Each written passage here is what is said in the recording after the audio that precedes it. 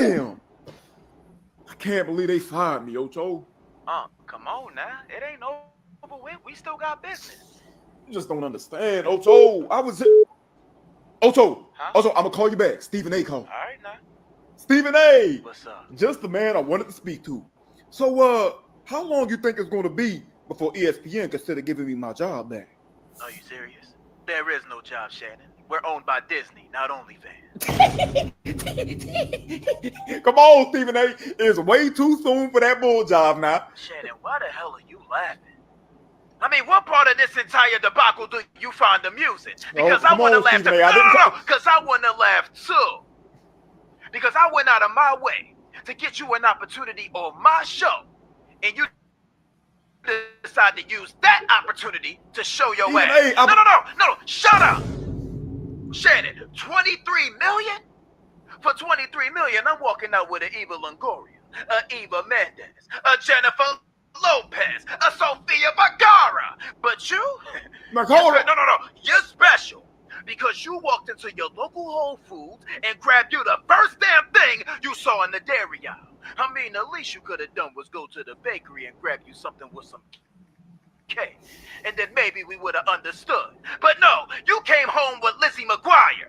And you want to call me about a job? Stephen A., I understand, Stephen A. Shannon, I don't think you do. So I'm going to put it kindly and I'm going to say it with love. There ain't no damn job, Tommy. You know they're talking about Martin on Twitter. I had to throw that reference out there. But like I said, there is no chance. Okay, Stephen A., I understand. It's only entertainment.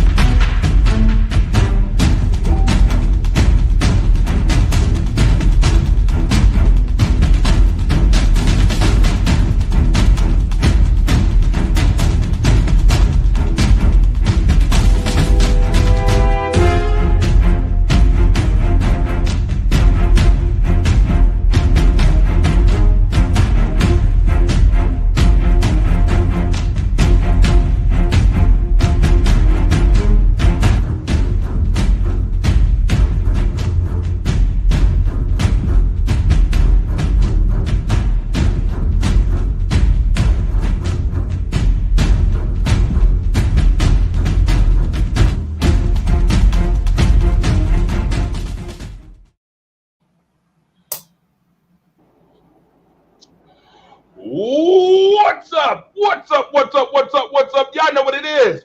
It's Monday. Monday Night Madness. Y'all already know on the ones and twos. I'm Dreaded George Robinson, the fire starter in the building. What's good? What's good? What's good, sports world? I have my guy. You already know who he is. Mr. Friday Night Lights, Mr. Season 6. Y'all watched Friday. Phenomenal show on Friday. Got to give my brother some love. And, of course, you see the Rise Up Family Vintage shirts in the building tonight. My guy, Marcus the Alphabet. Throwback, vintage. Gotta rock it. With all these teams out there with these alternate jerseys, we thought we'd bring the throwbacks back The Steelers got the 1933 joints back. Packers, they rocking the old joint. So, you know, we have to go back. These go back 5-6 years when I first started doing them. So I had to break it out. I got so much of stuff. I printed out so much stuff that, you know, I still got stuff. They be like asking me, can they get something? Like, I can't make you a one exactly like this. This is for like the original crew. So it's Monday night. Happy to be here. You know, I had to let everybody know this morning on Coffee Talk. You know, y'all doing Monday night? Of course, we're here, man. So sit back and enjoy, and then we got a show lined up for y'all, man. We're gonna talk it out. Hopefully, not get stuck on one or two subjects. We're gonna try to spread it out a little bit, but you know, that's what we do. That's why y'all tune in to see how we get down, man. So, what's up? What's good? What's good? So, I don't know if y'all watched the intro video earlier today, the promotional video for Monday Night Madness. But I told y'all that I had a special announcement to make. And I think I want to wait to the end of the show or in the middle of the show where more than enough people have already come in, and then I'll make the announcement.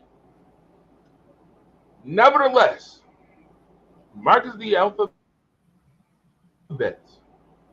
talking about announcements, sir.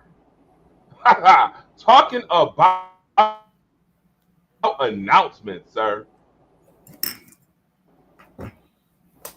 We have to talk about this major announcement that we made last week, in which you touched on it a little bit, but we said on Monday Night Madness we was gonna rock the house and we was gonna get it in with this damn topic.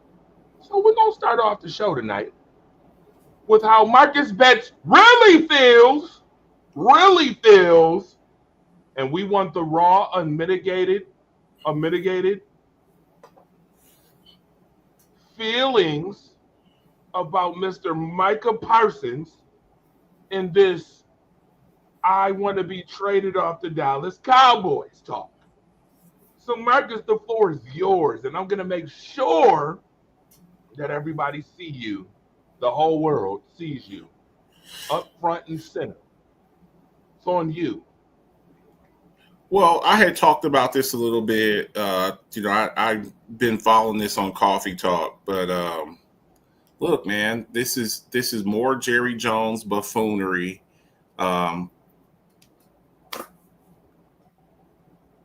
Micah Parsons he's a top 3 edge rusher. That's what he is. That's indisputable. The guy, you know, since he's coming to the league, he's taken the league by storm. He's 26 years old. He just turned 26 in May, I believe. Double-digit sacks every year. You know, transferred over to, you know, he was an off-ball linebacker. He's a you know, edge now, screaming off the edge. We just saw all of these guys get paid. All the elite edge rushers, minus maybe Trey Hendrickson, have gotten paid. Danielle Hunter, Max Crosby, Myles Garrett, TJ Watt, all have gotten paid.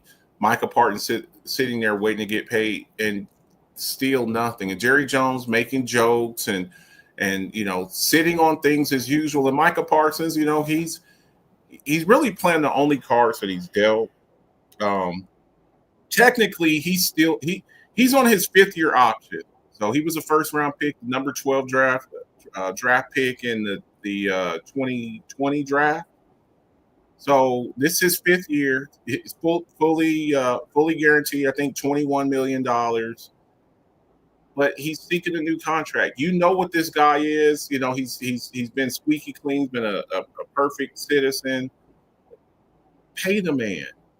And the frustration, you know, we've seen this time and time again with Jerry Jones. You know, I was talking about it this morning. 30 years ago, Emmitt Smith didn't want to pay him. Just coming off of a Super Bowl, you know, leading the league in rushing, considered one of the best running backs of, you know, of that era, all-time leading rusher, and you don't want to pay this man.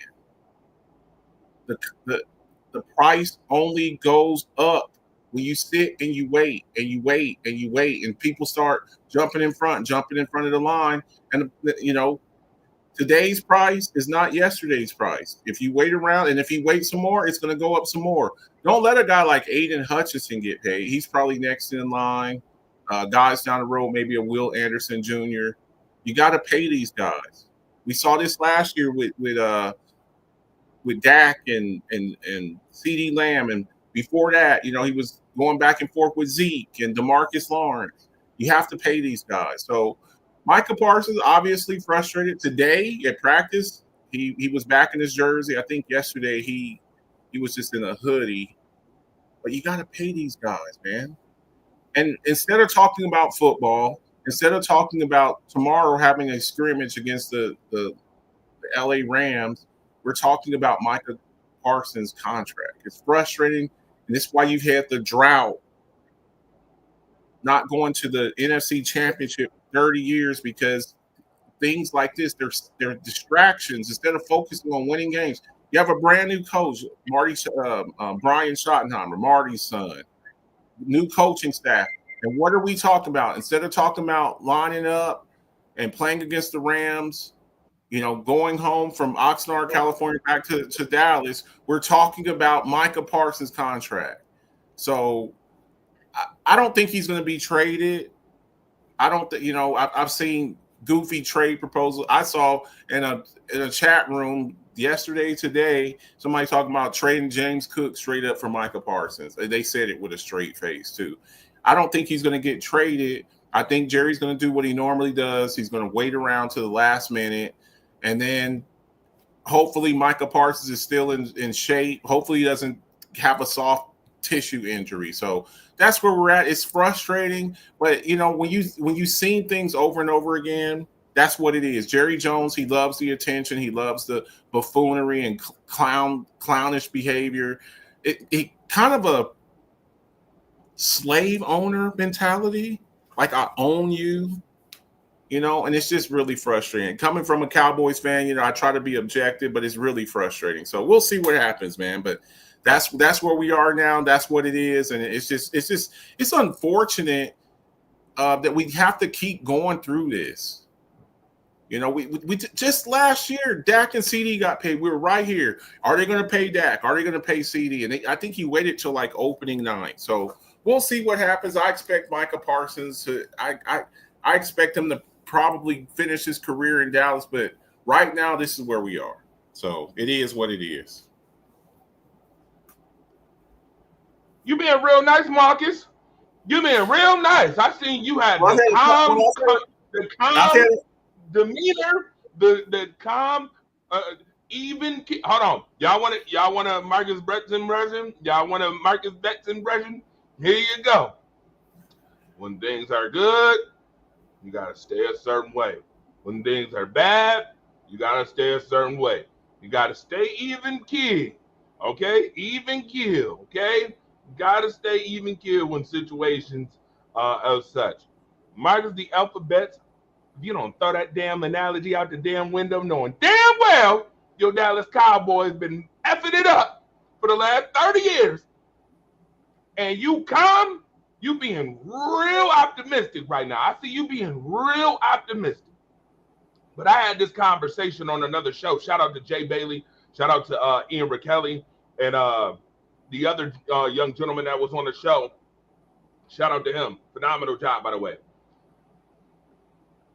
Marcus the alphabet. What I did not hear is that you did not say that Jerry Jones not making this happen months ago should be a dereliction of duty. I did not hear you say that. I did not hear you say that this is criminal. It is criminal. Well, I've said it. Look, I've had a few days to calm. No, I've had a few days to calm down. Trust me.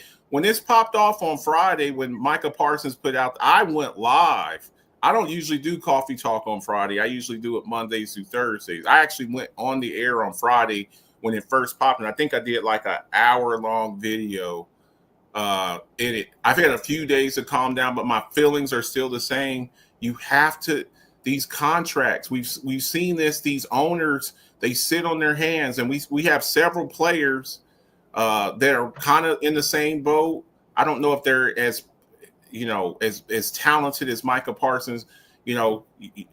Buffalo, James Cook, he hasn't been practicing the past couple of days. He's doing a sit-in. Trey Hendrickson, Scary Terry McLaurin, Micah Parsons. So we're seeing this around the league. It's just frustrating when these guys, when they overperform in their contract, give them their money, especially when they're a vital part of your team. This just ain't that hard. It's not that hard. And I've been yelling. I nearly lost my voice from it because it's frustrating. It's maddening because we see it time and time again, So I think the deal will eventually get done. It'll eventually get done. It's just unfortunate that it takes so long for this to get done. We know what the parameters of the deal are. We've seen Micah Parsons is going to be the highest paid non-quarterback in the league. He's going to jump over TJ. He's going to jump over Garrett. That's going to happen. So he'll be probably the second highest paid player in the league, behind his teammate Dak Prescott, who's making $60 million a year. And the reason why we keep ending up here is because if you wait, the price just goes up. There's no way that Dak Prescott should be the highest paid player in the league over a Patrick Mahomes or a Josh Allen, Lamar Jackson, Joe Burrow. He shouldn't be. But because Jerry Jones drags his feet on these contract negotiations, that's where we're at. So now you could have got Micah at 35 in March. Here we are in August, and you still haven't done the deal. And all these other guys have gotten paid. There was no way that Max Crosby was ever going to make more money than Micah Parsons or Danielle Hunter.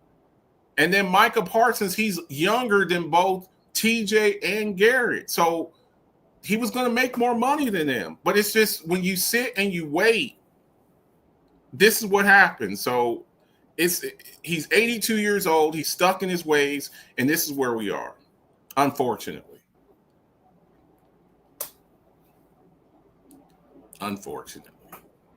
Marcus, if your team do not sign Micah Parsons, as I explained on the other show, you will have to turn Dak Prescott into Joe Burrow in order to be successful. Well, would you say part of the reason why? No. Let me finish. Okay. Would you say part of the reason why DaRon Bland and Trayvon Diggs being successful those years that they were was part of the reason because Micah Parsons was such a dominating force on that defensive line? Oh, definitely. The pass rush and coverage, it goes hand in hand. And here's the other bad news, Torch. DaRon Bland is due a contract. He's in the last year of his deal. You got a guy who's the pick six, has the most pick six in history in a season. I think he had 6 or 7 in a season, and he's coming up. He's going to want top money. You got the kicker. He's coming up. He's might be the best kicker in the league. You got Tyler Smith coming up. He's going to probably be one of the highest paid guards, their left guard. So when you wait on these contracts, it just goes up, and you got other people that you got to pay. Get Micah Parsons done. You would actually be saving money by paying him because his salary cap hit is already in the books now, $28 million, $21 million. You could lower that and push his cap hit down the road, but he's in the last year of his deal, so it's $20-something million right now. So get the deal done, man. Get it done. Just get it done. It's just we saw last year with a guy like Brandon Ayuk.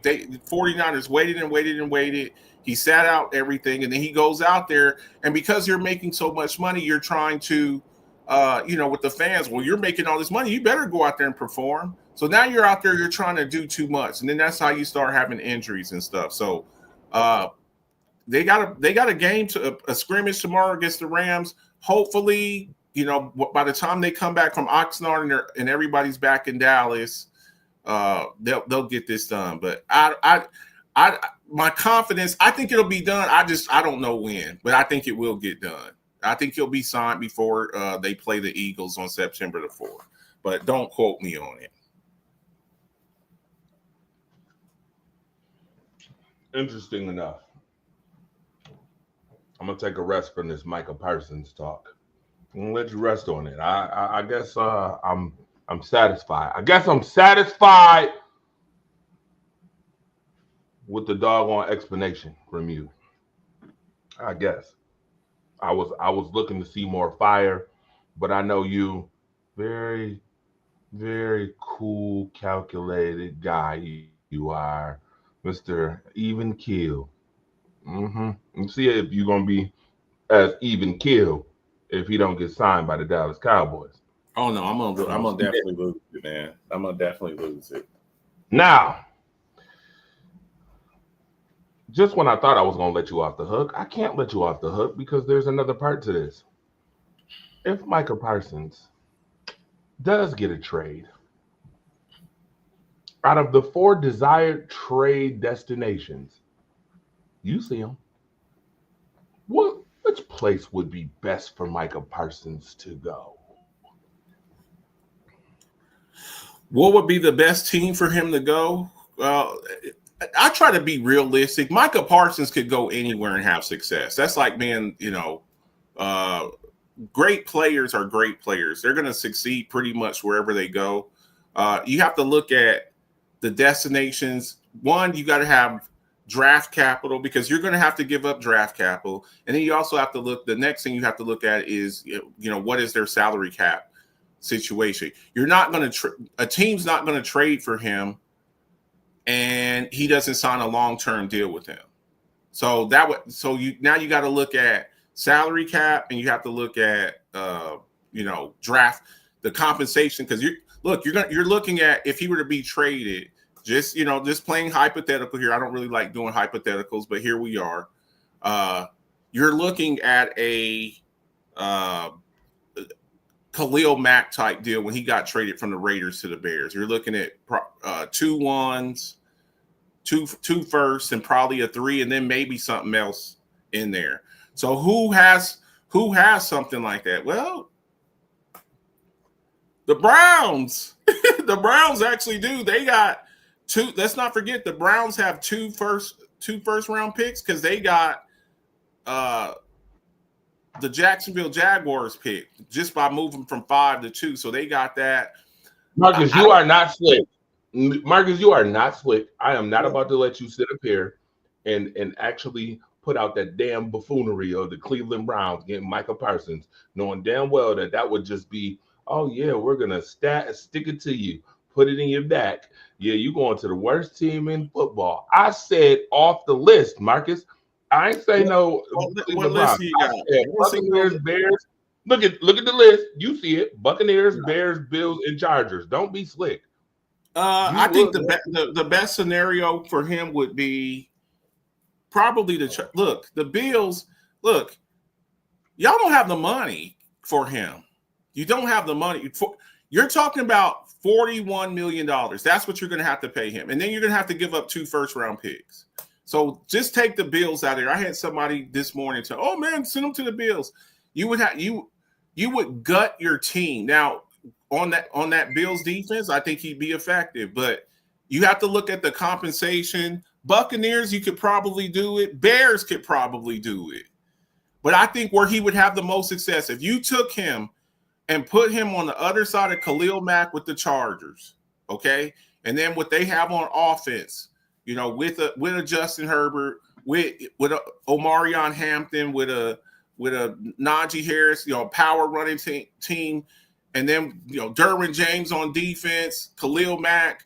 I think that if he were to go there, I think that we would have to look at the Chargers in a whole nother light.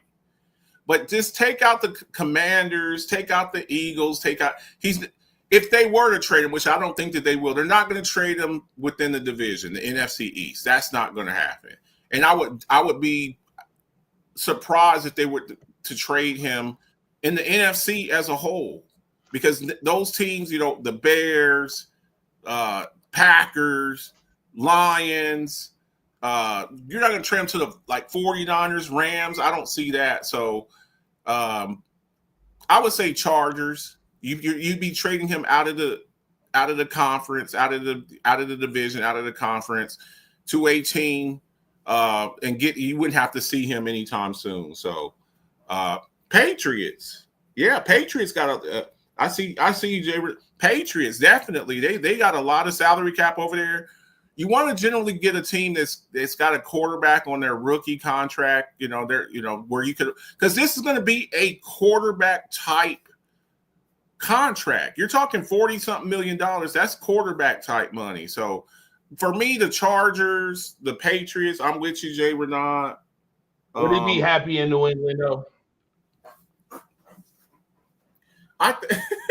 Let me tell you something.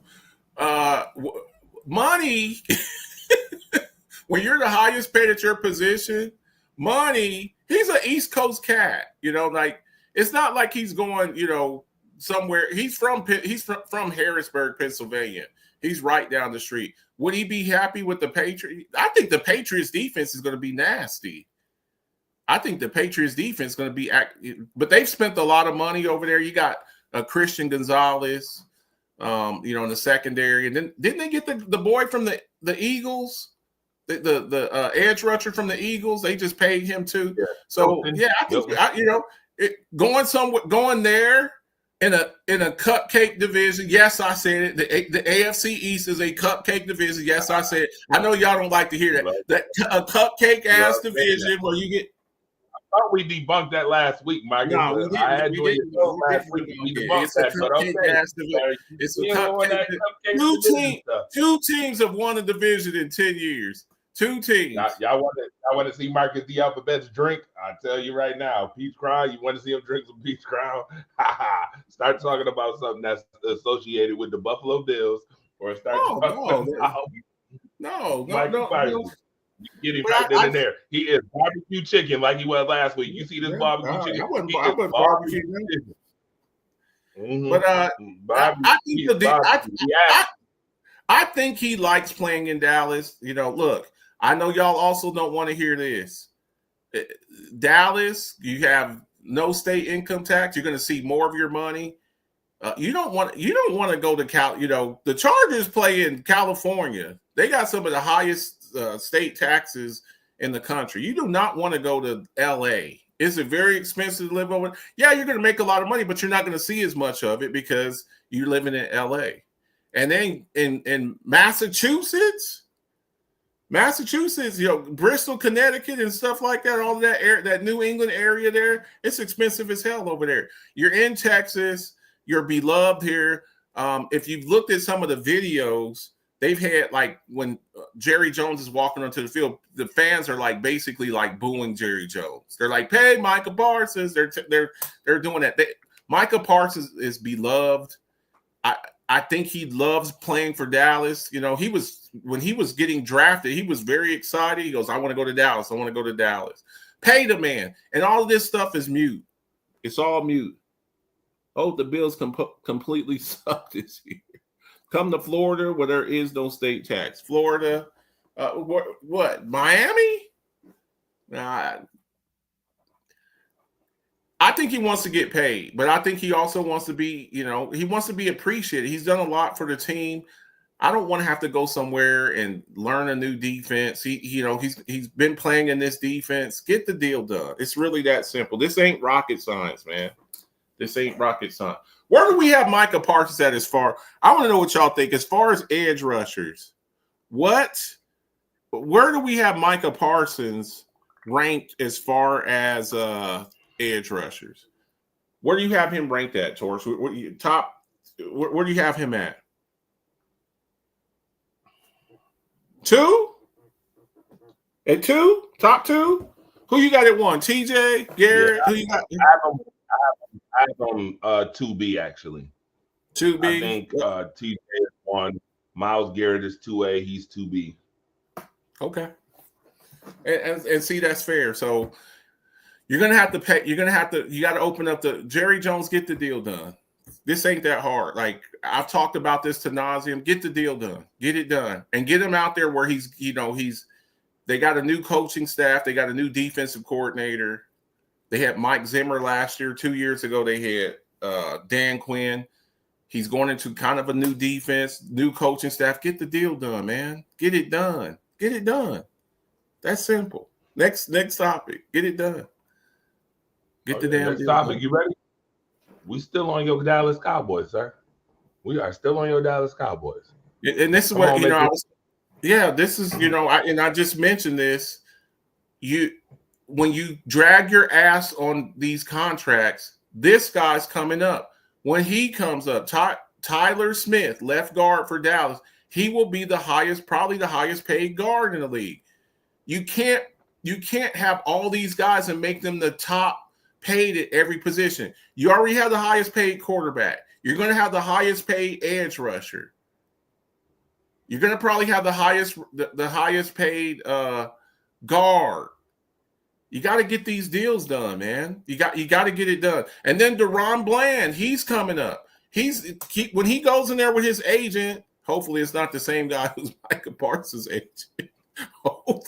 Hopefully, because Jerry just done pissed him off. Mogetta, I think that's his name. Get the deal done, dude. Get with this guy here. Look, man, we're ready to sign you right now. Come on. Get the deal done because you're going to have to pay this guy. And then what if George Pickens goes off this year? What if you gave up a 3rd round pick for George Pickens? What if he goes out and has a great year? He's in the last year of his deal. George Pickens, DaRon Bland, the kicker, Brandon Aubrey, he's in the last year of his deal. Get the deal done because you got all these contracts, and now you're going to have to start deciding who you want to keep. Jared Verse is only in his 2nd year. So Jared Verse's family too, by the way. I don't know if I ever told y'all that. Yeah, Jared Verse is a part of my family. Yeah, Jared Verse is he's got, and Jared Verse Verse is looking this down the road. I think Will Anderson Jr. is going into year 3. Jared Verse is going into year 2. I think somebody like Will Anderson Jr. would be the next guy up. But then right after that, you're right. Jared Verse, Will Anderson Jr., those guys, they're gonna be coming up with Micah Parsons a couple of years after Micah Parsons, and they're looking at this. They're looking at this like they're licking their chops. They're like, this is great, man. This is great. So Jared Verse, defensive rookie of the year, he's incredible, man. He's absolutely incredible. But this guy here, Tyler Smith, just a beast, had issues coming out of Tulsa, kind of grabby, got a lot of penalties, and they have, refined this dude. He is a problem. Maybe the best guard in the game, maybe, but he's definitely like a top 3, top 5 guard right now, and they're gonna have to pay him. So get the deal done. You got guys coming up behind Micah. You're going to have to make a decision on them. George Pickens. I think George Pickens is going to have an incredible season. He's looking at a guy as a number 2 receiver like a Higgins. He's looking at a guy like that, T. Higgins from the Bengals, $30 million a year. So you got to get these contracts done because then they start stacking up. And then now you got to decide, okay, who am I going to keep? Because I can't keep everybody. I can't pay everybody top dollar. I can't do it. You want to have the highest paid quarterback, highest paid edge rusher, a top 3 paid, top 3 wide receiver. CeeDee Lamb's like number 3. The highest paid guard, the highest paid kicker. You can't do it, man. Get the deals done now before it gets out of hand. All right. Now, before we get into our next topic, I'm going to make the announcement now that I said I was going to make. I'll probably make it one more time during the show, but I'll make it now. I want to thank everybody once again who has always supported Rise Up Family. I appreciate y'all. Again, we are not Rise Up Family without y'all. Through ups, downs, good, bad, and indifference, you guys have always supported. And with that being said, Rise Up Family has now raised the bar again. When we look at Tom Brady, we look at championship rings. In media, for us, to me, championship rings is access. When you can get access to any place you want, like, hey Marcus, didn't you interview a couple of receivers and things of that nature during pro days because of connections and access, right? doubt. Media access and connections. Okay. Jamar Chase. So yeah, Jamar name a Chase. couple. Mm-hmm. Zach Right. Wilson. So I did. Yeah, definitely, man. LSU Pro Day, BYU Pro Day, Ohio State Pro Day.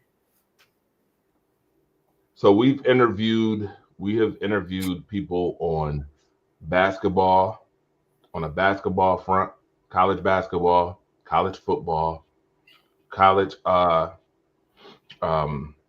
lacrosse, hockey, football, NFL, NHL, ABA, ABA, baseball. We've done it baseball, Toronto Blue Jays. We've done that, right? We've got all that. We've got all that access. We today got another form of access as the championship New York Liberty from the WNBA sent the approval today for us to have access to the WNBA. So that's the big announcement. We have another ring on the gauntlet of Thanos, on the gauntlet of Thanos gloves that we got. Two hands.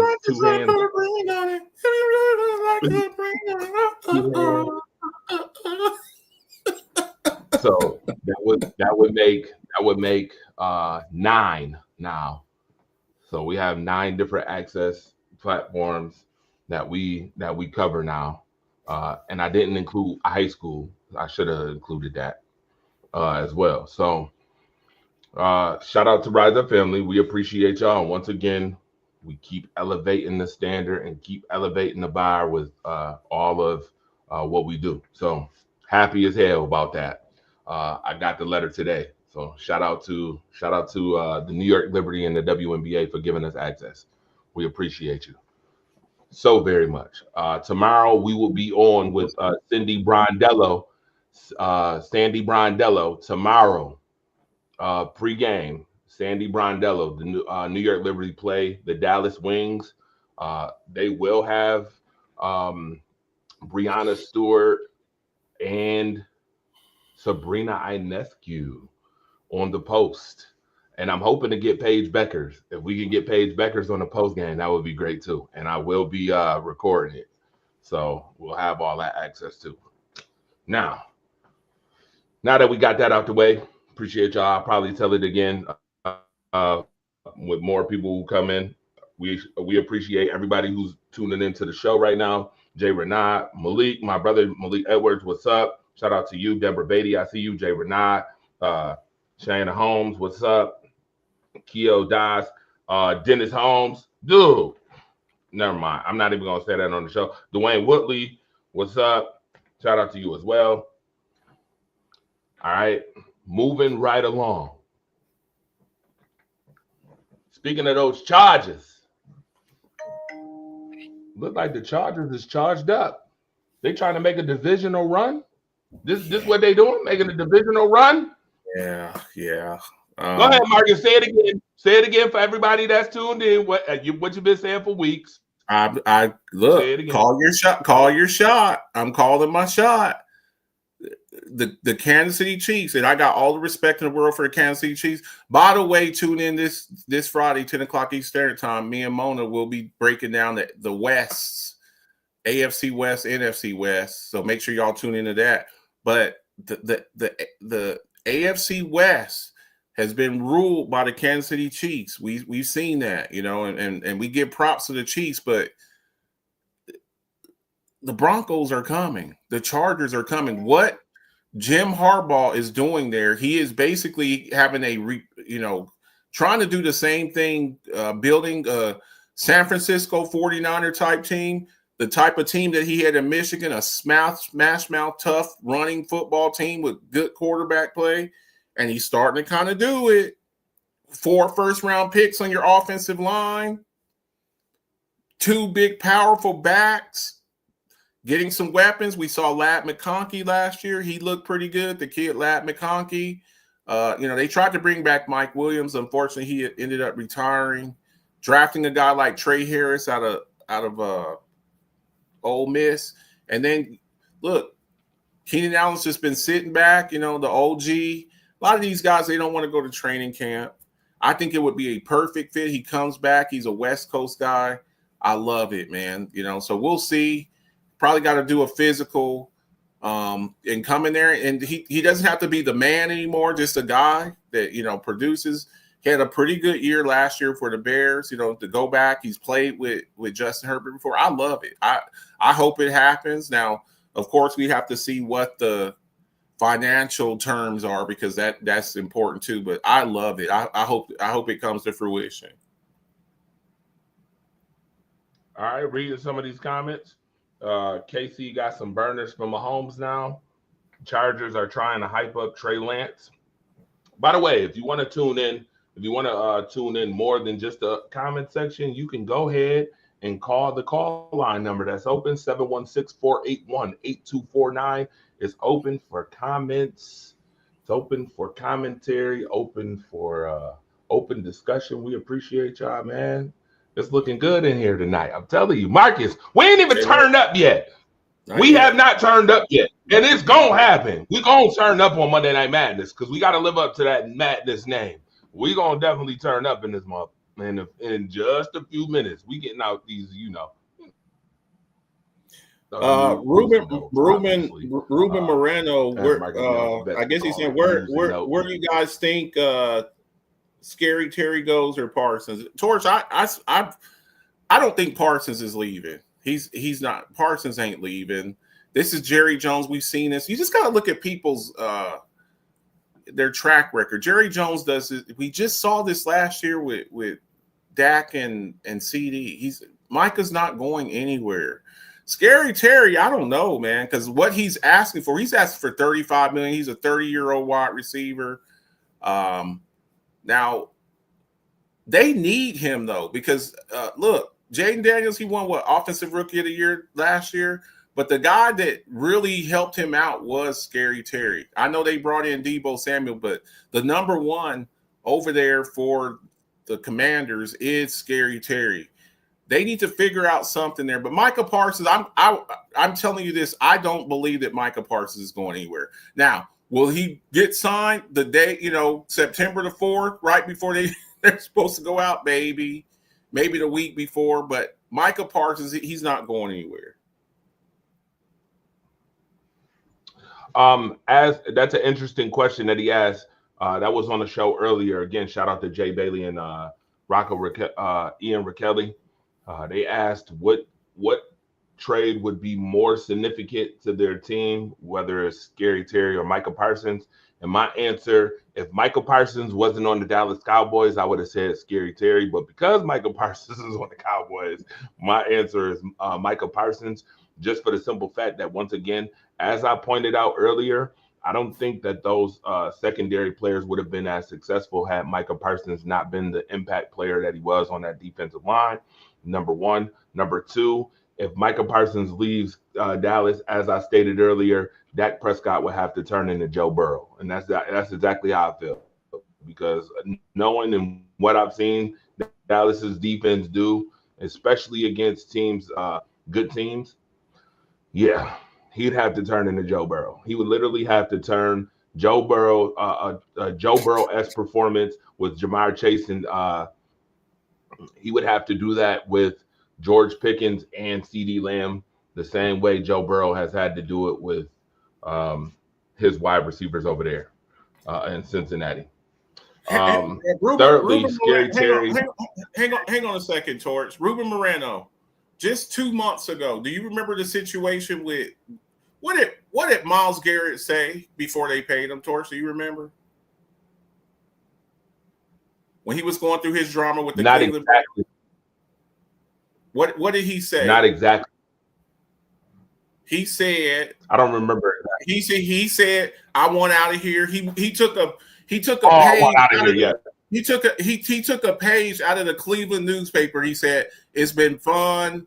I appreciate everybody in Cleveland. But my goal basically, and the gist of what he said was, my goal is not just to be in the Hall of Fame. My goal is to win a championship. That's what he said, pretty much. And everybody was talking about these hypothetical trades. He's like, I'm out of here. I don't want to be no more. And then you know what they said? $40 million sold. I'm staying. So listen, this is the game that they play.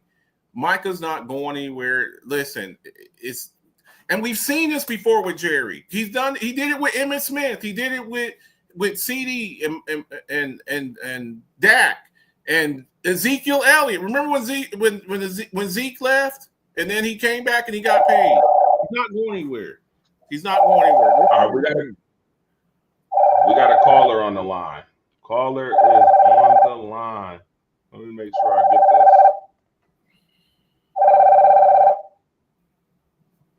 this. Caller, what's up? What's up, guys? What's good? I know who this is. We know who's what's good. What's good? So, I don't have much to say, but I have this to say. I don't know why, like, nobody's talking about the Baltimore Ravens. Like,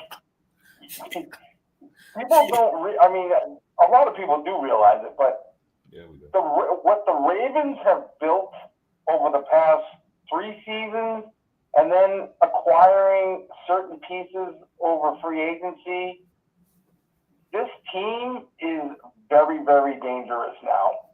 And I think, I mean, if you go back to last year, and you know, if their all-world tight end doesn't drop that pass, I mean, then we're talking probably a different story with these guys. But they've got a field goal kicker who's kicking 60-yard field goals just for the fun of it. I mean, you know, Tucker slipped a little bit last year, and then he's going through his drama, so they just cut him. No, he didn't just slip a little bit last year. He didn't just slip a little bit last year. He fell off a cliff last year. And some of it is, I agree with you, Jay. I mean, the Ravens lost games because of Tucker. Yeah, I agree. I totally agree with you. So you just got to look at what the Ravens are doing. I mean,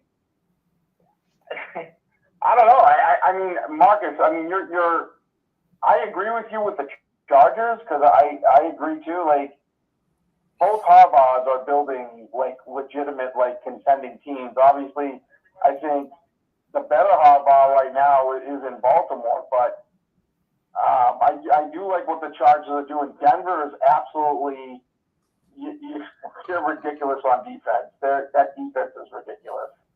Yeah. They just Marcus, you're gonna let him get away with that, sir? I thought you said that Jim was better than John. I do believe Jim is a better coach than John. I just think that John had better look. He had Ray Lewis and Ed Reed and Terrell Suggs.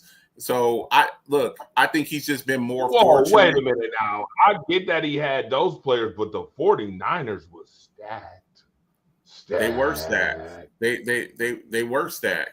But they went to the Super Bowl with he took Kaepernick to the Super Bowl. That should say all that you need to see right there. He took Kaepernick to the Super Bowl. And he barely lost to his brother in the Super Bowl.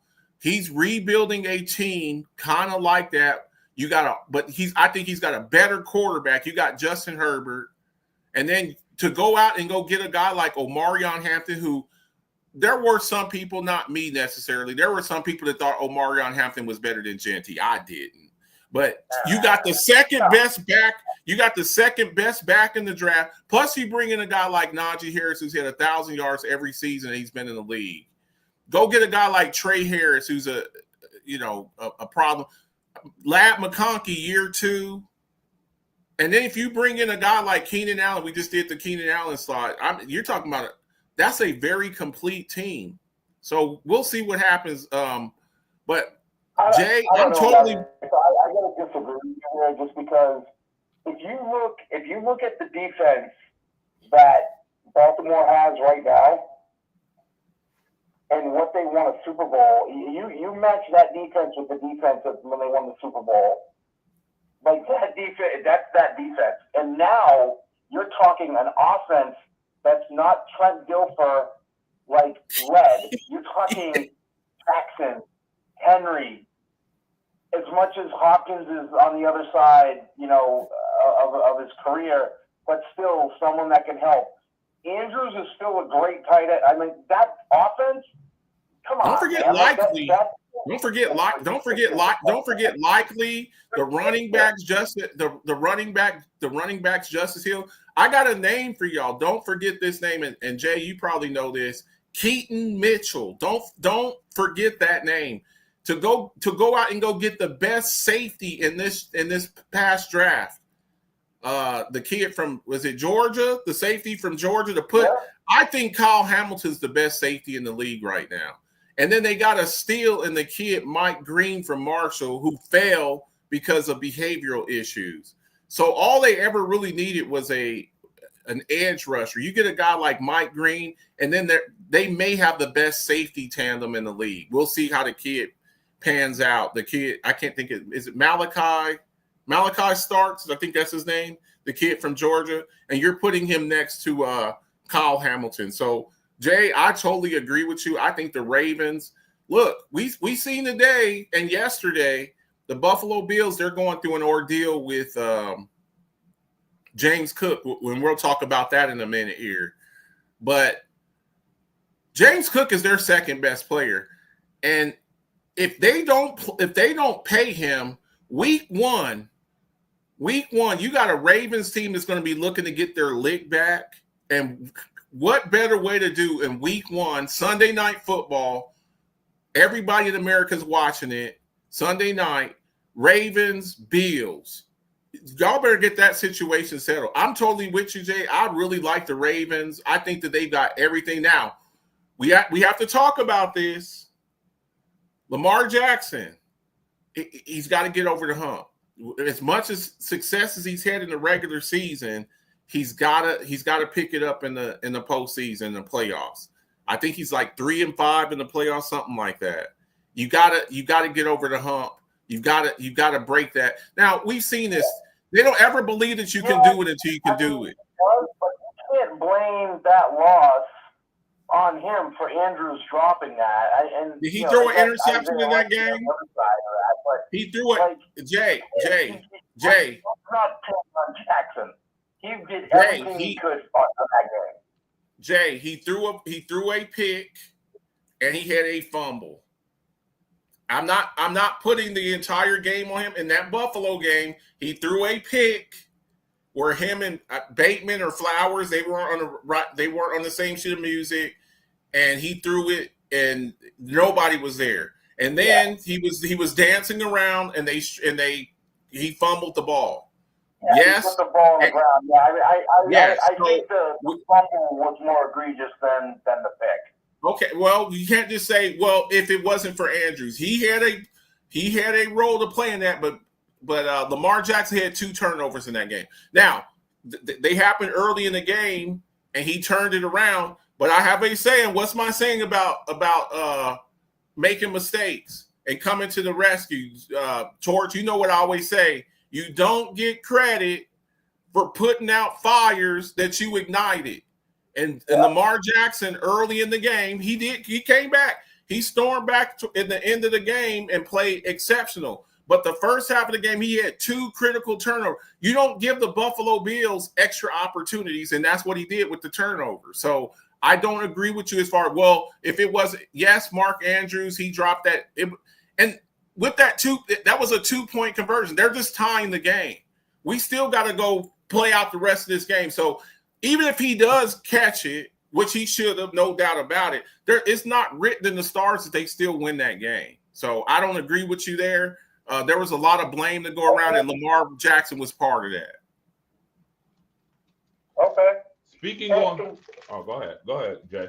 And Torch, this one goes to you because you're a Buffalo guy. But so, how's Coleman doing with camp this year? Is he going to actually, become that first round pick that everybody's hoping that he can be?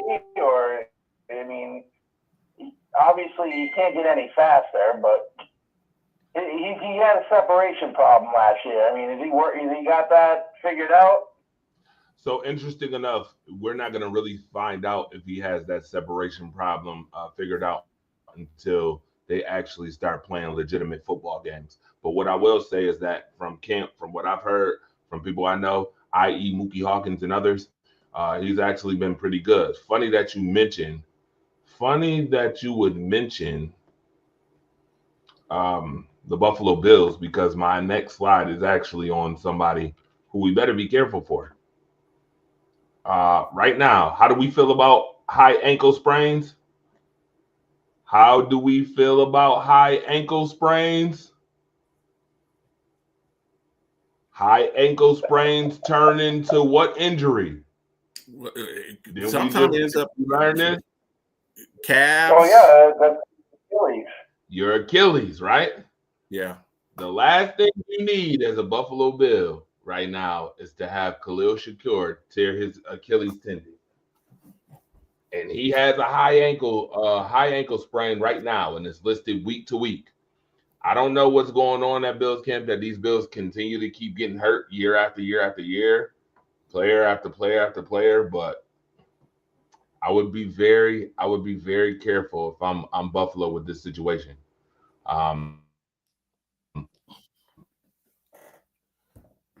Good thing they have 12 receivers. Well, they have 12 receivers right now. Yes, they do. Absolutely. Yeah. We sat up and we counted it out. When you look at all of the, Coleman, Samuels, Shakur, that's 3 right there. You got Palmer. They got a lot of receivers. I'm not playing Shakur this entire preseason. I'm just not doing it. I'm putting this guy on ice and I'm letting him totally heal, because he's going to be pretty critical to what they do. I'm not risking it. If there's any type of indication that this guy that he's not fully healthy, I'm not playing him. That would just be me. Absolutely. Tom Brady. Speaking of Tom Brady, in this decade, he had three careers. What could be 3 careers. 3 Hall of Fame careers. Which career do you respect the most? His 20s, 30s, or 40s? I got to go with the 30s, 20s. Look. Let's not act like Tom Brady in his 20s. He just came out and he was just this killer. Early in his career, he was kind of a game manager. They were really a defensive oriented team. Willie McGinnis and Teddy Bruschi and those guys like that. I don't think he really got in until his 30s. And you see the stats there, which is impressive because you're in your 30s. A lot of guys start declining in their 30s. That's the Randy Moss. They start getting him weapons over there. Chad Ochocinco, Randy Moss, Gronk. He didn't have Gronk when he first started out. So I think the 30s, what he did in his 30s, is probably historic. 2 Super Bowls there. He was part. I mean, he was part. He's responsible for some of those championships in the 20s, but I think then that was really more defense than Vinatieri. Probably Vinatieri. I think in his 30s that was more him. He was more dynamic. We generally regarded him as the best quarterback in football then. And then you look at who he had to go through in his 30s. You still had guys like Big Ben Roethlisberger, Phillip Rivers, Eli Manning, who he couldn't beat, Peyton Manning, his nemesis. So I think he had to deal with a little bit more. 40s, he was kind of carried in his 40s too. If you think about it, those last couple of years with Tampa Bay, they basically put a dream team around him. Let's not forget his last couple of years in New England. They weren't that great, okay? And they cut his ass. Let's not forget, they got rid of him. He goes over there to Tampa Bay. They go out and go get all of this talent. He didn't have to carry the team as much. You go out and you go get a Leonard Fournette. You go out, you go get a Antonio Brown. You bring Gronk with you. So I don't want to diminish that because he wasn't still the same player. But let's not forget that, his last couple of years at Tampa Bay, they basically put a dream team around him. So the 30s for me, I don't know what y'all feel. Yeah, no, I agree with you. I'd say the 30s too. Great show with you guys today. I just want to leave you with this. Sorry, Jay Renard, you're not slick. I just want to hear you both. Yeah. Talk I about bet this you a little do bit, want to hang up right Caleb now. Williams. No. Because Marcus, I think you put this up today. No. Who's considered out of the 2024 draft would be considered a bust, and a lot of those swirling busts, around Caleb Williams, and then I'm one of them because I was like, I don't think Caleb Williams is going to amount to much, but I just want to leave with this, guys. What do you guys think coming into the second year? Because he did have that 9 or 10 game stretch where he didn't even throw an interception. He kind of looked really good, and now he's looking at being the first there to throw over 4,000 yards. I just want to get your guys' point of view on that and what you guys think. But keep up the good show, brothers. I got this one. Appreciate it. Appreciate it, Tank. Let me got this one. When you are the number one overall pick, there should not be a mass of people who literally thought that your season was over after the Ty Stevenson draft. We thought that their season was up after that loss. A lot of us did. A lot of people thought that, including me. I was the one that said that they shouldn't win another football game after Ty Stevenson's nonsense, right? And then they lost 9 games in a row. You don't just lose 9 games in a row and your quarterback is not responsible for that. What I need to see Caleb Williams do in year 2 is be a leader. Shout out to Rocco Raquelli, Ian Raquelli. He said this too on the show. And I totally agree. Took the words right out of my mouth.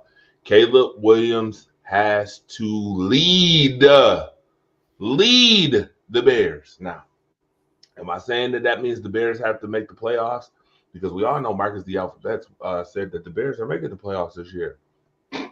I don't know how the hell you think that, but whatever. Let Marcus the Alphabet think exactly what he thinks until he gets disappointed again. But I think Caleb Williams has to show some progression, and this team has to show progress. If not, we're going to be talking about Caleb Williams, the overrated quarterback who went number 1. And do we remember who went number 2? I think we remember that Jaden Daniels went number 2.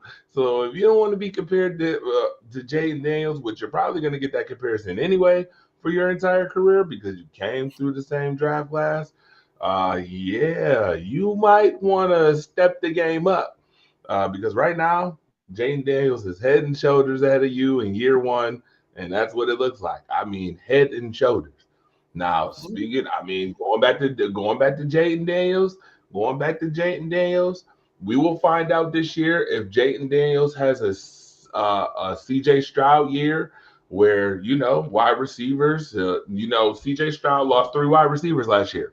And this year, Jaden Daniels might lose a receiver this year in Scary Terry. Will he be able to make noise? Is he a quarterback that makes receivers, or do receivers make him? And we can find that out. We can find that out this year.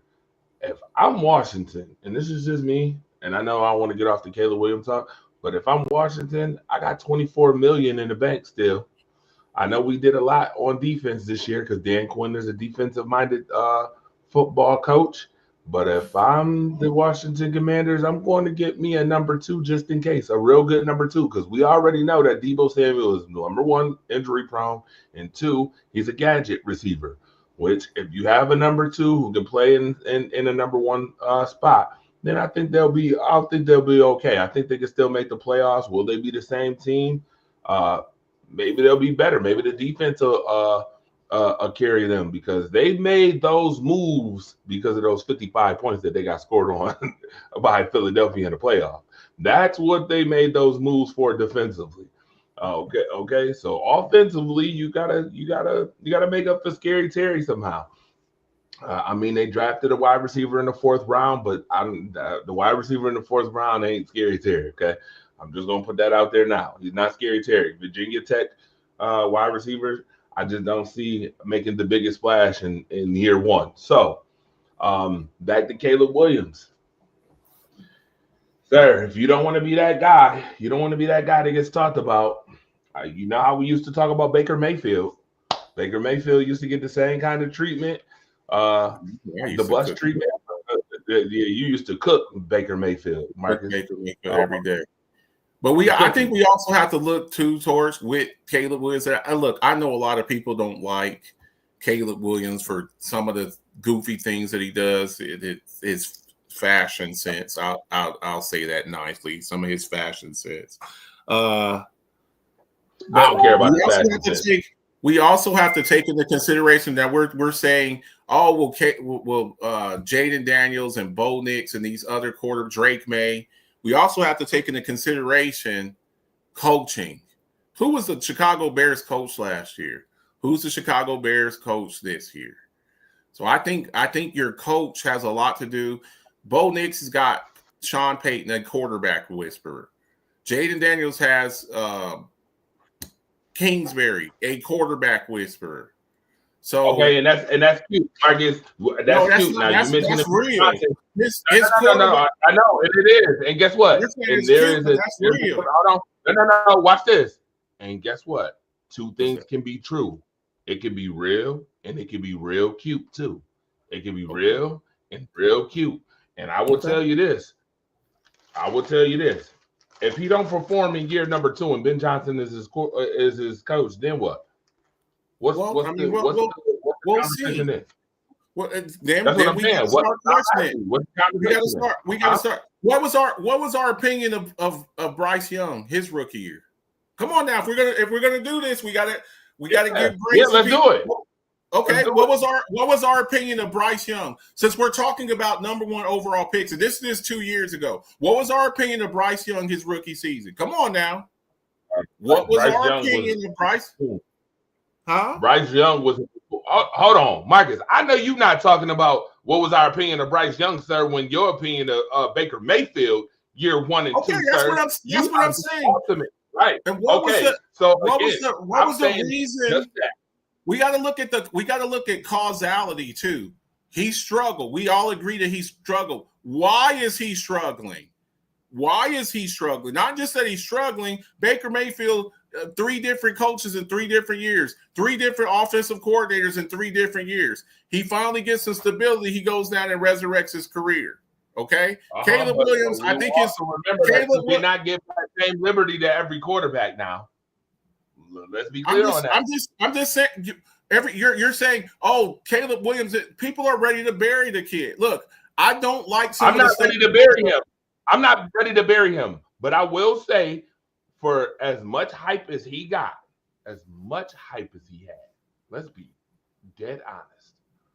For as much hype as he had, Marcus, what do we? Oh, hold on, here comes the Marcus the Alphabets impression. Ready, folks? Okay. What do we expect? What do we expect from our number 1 overall first round pick? You're making my point for me. We expect our number 1 guy. We expect our number 1 guy to be a franchise.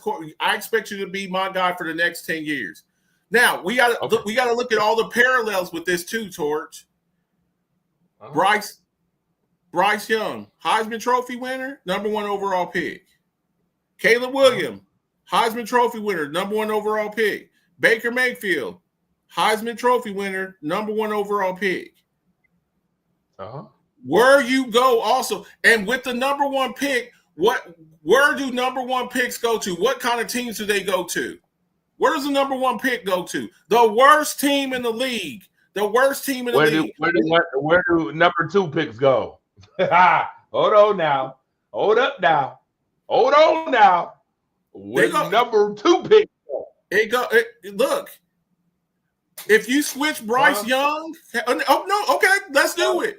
Switch Bryce Young and send him to Houston and send CJ Stroud to the Panthers. Is he the offensive rookie of the year? Come on now, we're gonna do this. Let's do it. If you send CJ Stroud his rookie year to the Panthers and you send Bryce Young with Nico Collins and all of them boys that they got over there, and a good coach and an all-world defense with DeMeco Ryans as his coach, and a run game with Damian Pierce and Nico Collins and Tank Dell. And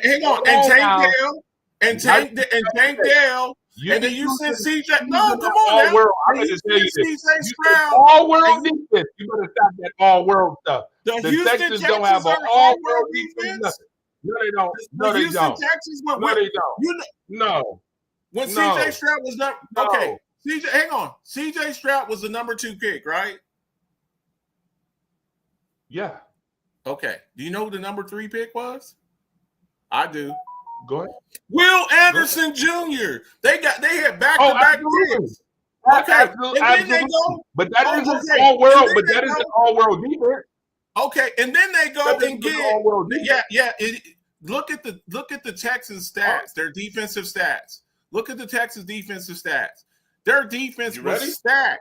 Oh, and don't forget they got Derek Stingley, who was the highest paid corner in the league, and they get Danielle Hunter, who just got paid a couple of weeks ago, and he's like the 3rd highest paid edge rusher in the league. So yes, the Houston Texans, you send CJ Stroud to Carolina with nothing, and then you send Bryce Young with DeMeco Ryans, who's the coach of the year, and then let's run it back then.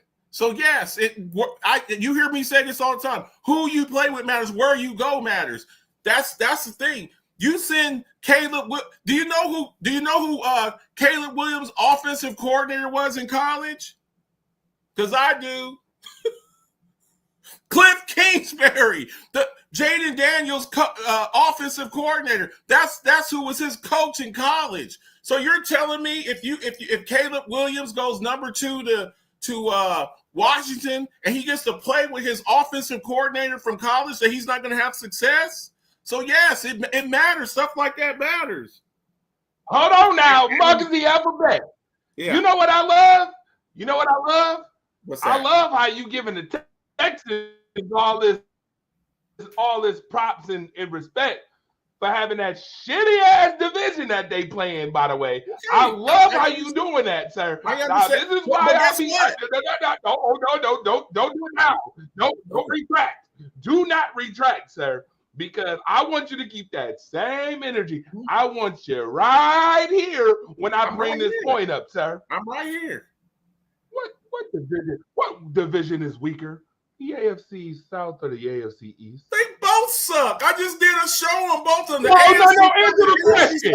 Don't do that. Michael, don't do that. Yes, we're going to do that. We're going to do that. The AFC South and the NFC South are the two. What is the 2 worst divisions in football? Come on now. What's the 2 worst divisions in football? You know what they are. No, you tell me. Because obviously we're not going to say, what are the 2 worst divisions? The South, period. So both sides. Let's not act like Bryce Young. Mr. All-World Defense. Yeah, your all-world defense plays 6 shitty-ass teams, 6 shitty-ass games in his own conference, in his own division. And one guy had a good coach. One guy had a good coach and a good surrounding cast, and the other one got Adam Thielen as his number 1 receiver. Stop it. Yes, if you put Caleb Williams on the Commanders with Dan Quinn as his defensive coordinator, Brian Robinson is his run. Look at Dennis. Hold on. Time out, Marcus. Look at Dennis Holmes in the comment section talking about y'all talking crazy. He talking crazy. There you go. Dennis Holmes. Dennis Holmes, didn't I send you the link? I sent you the link. I did send you the link earlier, sir, since you want to talk so much. You can come right on Madness and come get some of this madness too. We know you like to talk your ish tomorrow, but you can come right on the show and get some of this madness, sir. Ain't nobody. You can come on here, Mr. Y'all talking crazy. Yeah, we gotta. Mm-hmm. Yeah, we gotta get him on here. Come on in here. Come on in here. Okay, come on in here. You got Adam Thielen. We know the Bills. We know the Bills. Dwayne Woodley, listen. I need you to go put your pom-poms away, sir. Put your pom-poms down, sir. Okay, go put them down. We know that the Bills play in a cupcake division, sir. That was my whole point to what I was saying to Marcus when he talks all-world defense when it comes to the Houston Texans that play in an even worse division than the Buffalo Bills. We know this, sir. Thank you very much. I want you to go ahead and put them things down, okay? You go ahead and get you that little cup, put a little peach crown in that joint. All right, put a little peach crown in there. And go ahead and sip. All right, sir? Yeah. Back to what I was saying. Marcus, you not slick, sir. You do this at least once a show where you sitting up here trying to be slick. You not slick, sir. All world defense, yada, yada, yada. The Houston Texans.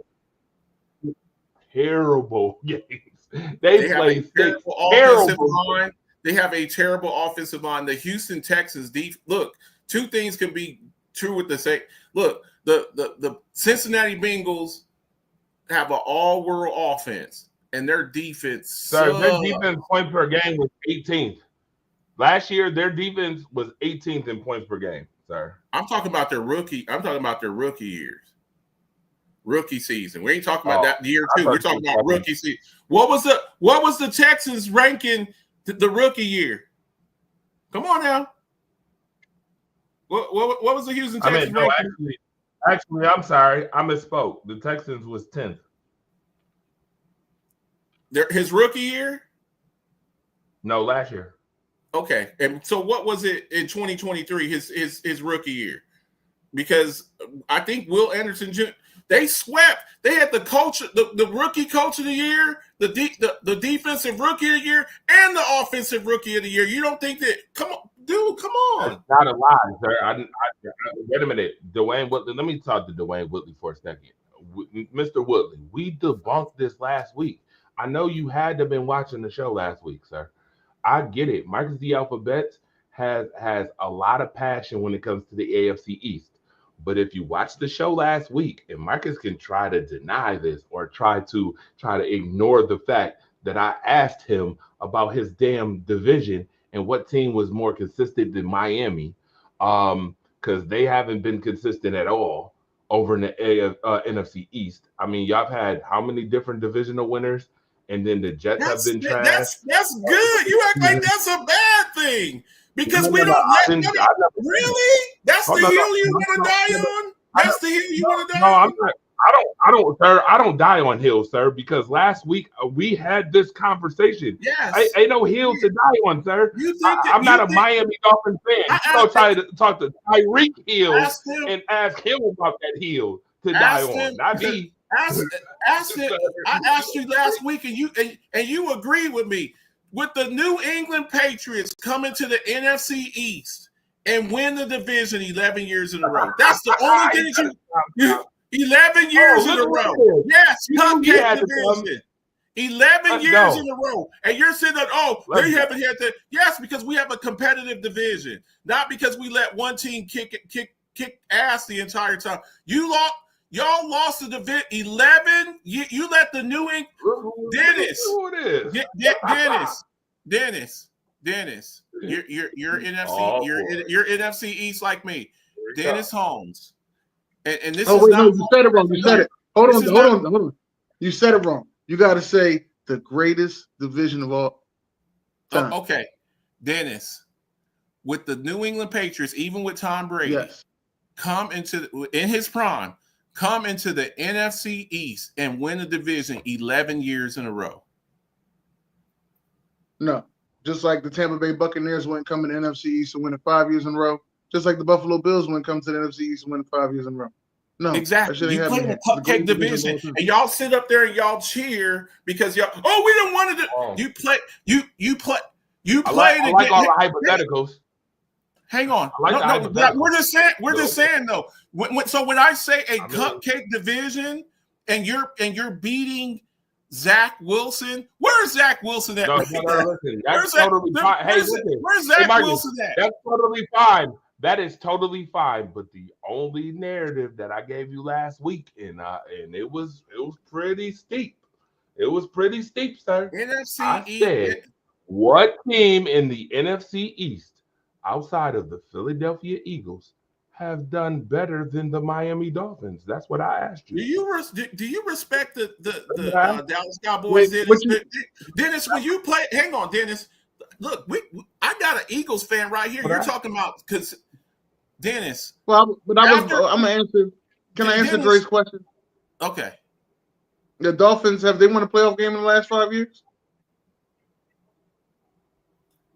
No, just like majority of the NFC East, Dallas Cowboys should know about getting bounced the first round of playoffs too. Well, one thing I can say is that the Giants. And hold on. The Giants. Make sure you understand that the window was the last 5 years, sir. The window was last 5 years in that conversation. Right. It wasn't more than the Giants. Okay. The Giants have won a playoff game in the last 5 years. Washington has won 2 playoff games. And won a division. And Dallas ended Tom Brady with the Tampa Bay Buccaneers. They ended Tom Brady with the Buccaneers. Dallas ended Tom Brady with the Buccaneers. So again, when I say cupcake division, where you get basically a free cakewalk to the playoffs, and you get to play Zach Wilson, Noodle Brain Tua, and Mac Jones twice a year, and y'all are jumping up and down, celebrating like y'all done did something. It's not the same. It's just not the same. I know y'all don't want to hear that, but it's not the same. Wait a minute though. But see, here's what I find funny about that as well. These same teams that y'all keep talking about that won playoff games, sir. And this is not for those people who are about to sit up here, because I'm saying the Buffalo Bills, do not try to take what I'm saying, this sentence, and try to make it anything more than the sentence that I said. The Buffalo Bills have spanked all of their asses legitimately outside of the Philadelphia Eagles. Okay. All of them. Okay, and that's, you get to play them. Hold on, no. I'm just because we talking about cupcake divisions. Yet Buffalo would come in that division and beat everybody in that division except for maybe the Eagles, and that was an overtime game. Let's be honest when you say cupcake here. That's why I said you talking about cupcake, but cupcake in which way do you look at it as cupcake? Cupcake as in the whole division just straight sucks, or just Buffalo runs that division? Okay. Look at the quarterbacks in your division, dude. Look at that. And I'm looking at Drake, come on now. You're a smart guy. Wait a minute. What quarterbacks did y'all have in your division? Wait a minute. Dennis, you are an NFC East guy, right? Yes. You're an NFC East guy? Who was the fucking, excuse my friend, I'm sorry. Who was the fucking Giants quarterback? Who was it? Daniel Jones. Before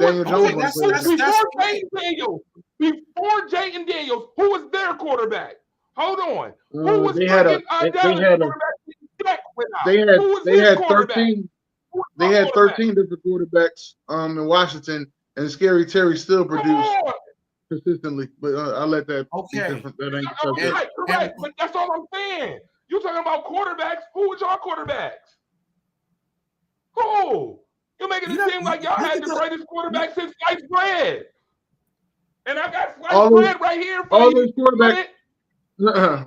All those quarterbacks made the playoffs. So. Sir, just 2 or 3 years ago. We had George. Just 2 or 3 years ago, We had 3 teams from the NFC East make the playoffs. That tells you everything that you need to know. The Giants. Hold on, thank you, Jay Renard. Get in here. You talking that ish. You talking that ish right now. Yo, Jay said, "Get the hell out of here, Marcus." The Eagles run the East, and the New Jersey don't run the East. He said Dallas. Y'all wait a run minute. it. You know what's so funny? Hold on, though. But you know what's so funny? You said that was a cupcake division, and Dennis, this is the angle that I gave Marcus last week. Didn't Miami beat your asses too?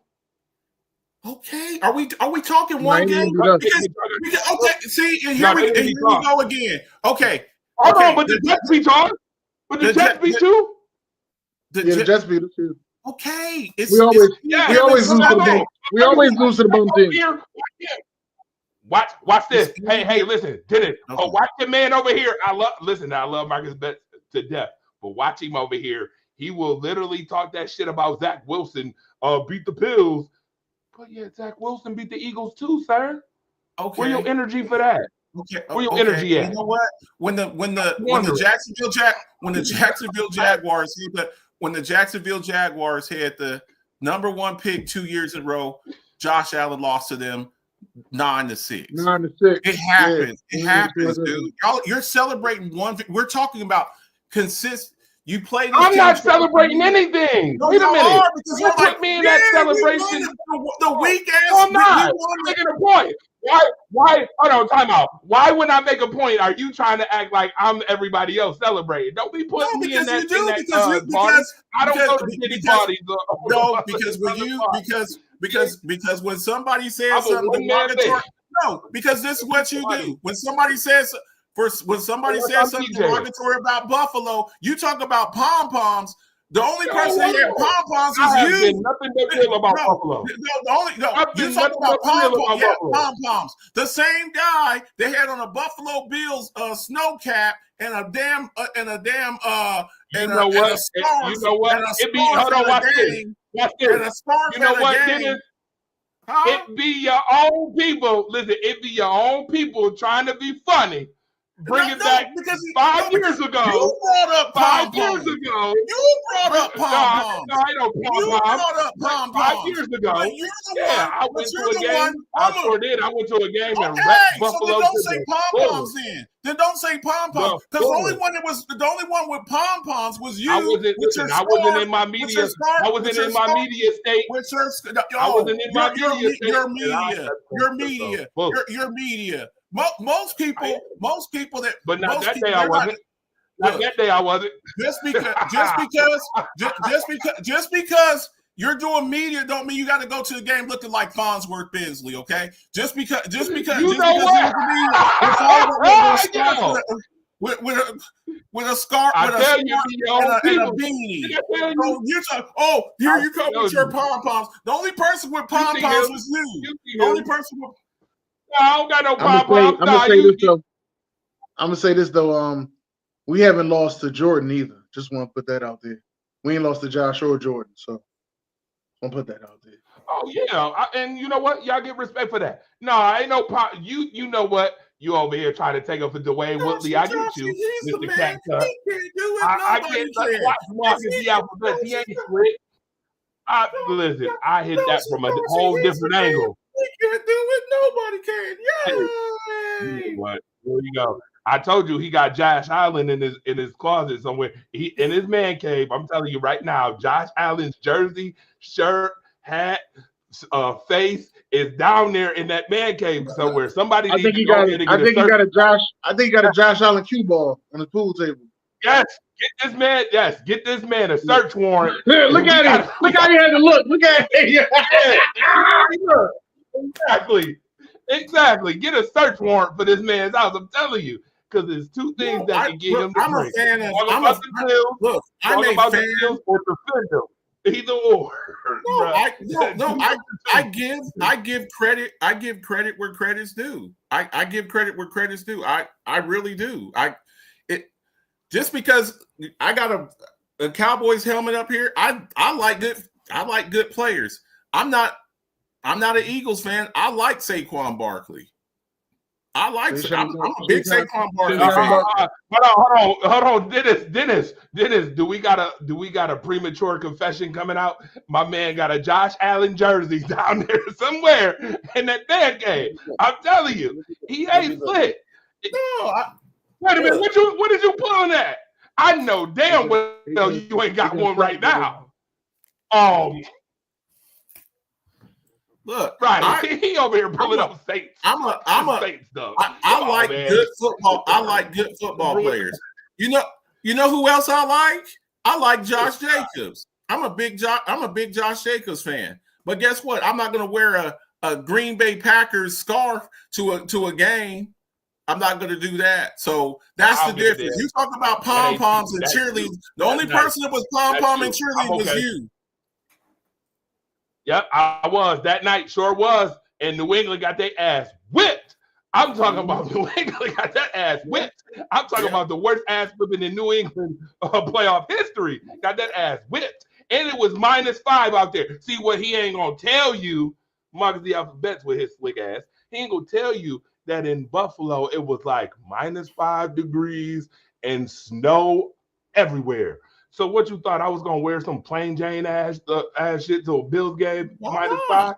No, why not? Just a black beanie. You can't just wear a black beanie. I thought you got a black. I thought you got a black beanie. Nope. I thought you got a black beanie. Nope. I came dressed to impress that day. I ain't gonna hold you. I came dressed to impress. Came dressed like. Can't never see me with it on ever again.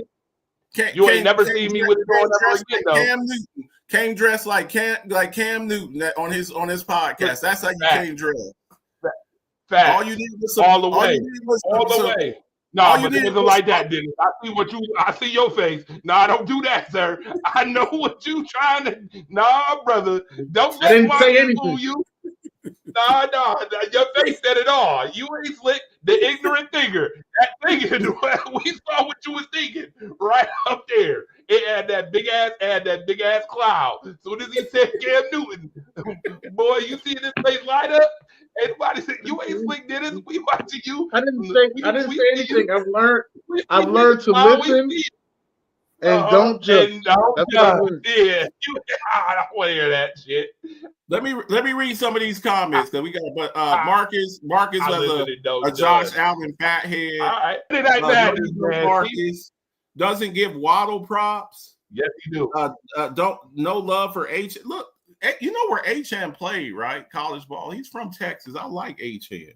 I like Dwayne Whitley. I like Josh Allen, but you'll never catch me walking around the house in Bill's PJs and sleeping with a Bill's blanket. I sit right in the middle. Jay says I sit right in the middle of Gillette with my Fins gear. Ron Thomas says, "What's up?" I'm just saying. Look, what's up, Ron? You can't sit up there and celebrate some major accomplishment when you look. Let's just keep it a buck, okay? We're gonna keep it a buck here.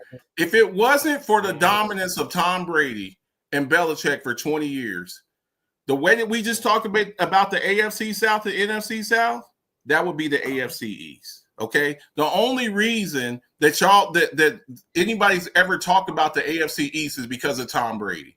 And now recently because of Josh Allen.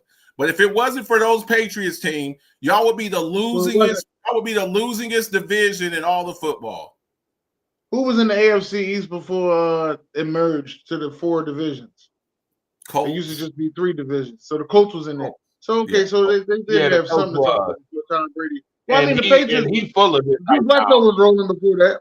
So Marcus is full of it right now. So hold on, sir. I think you forget that the Patriots was dead garbage, god awful garbage trash before Tom Brady and before Drew Bledsoe. Patriots went to the Super Bowl. Patriots went to the Super Bowl. I said before Drew Bledsoe, sir. Again, listen what I said. I said before Drew Bledsoe. You said Patriots. You said Patriots. You just said Patriots. They went to the Super Bowl in '85. Patriots went to the Super Bowl in 3 different decades. They played the 85 Bears. They played the 85 Bears and got smashed. And then Brett Favre's only Super Bowl That was the Drew Bledsoe. What happened between 86 and 94? Go ahead and tell me. What happened? Okay. What happened to the Patriots between 86 and 94? Okay, and what happened to the Bills Hey, after you Jim Bledsoe Kelly? like 92? What happened to the Bills after Jim Kelly? The Bills was whooping ass left and right in that division. Jim Kelly and them. Let's not do that. I said after Jim Kelly, that y'all didn't go to the playoffs for like 18 years. What are you talking about? Y'all did not go to the playoffs for like 18 years. Listen, your math is not mathing. Are you listening to what the heck I just said? After Jim Kelly left. Before Drew Bledsoe, sir.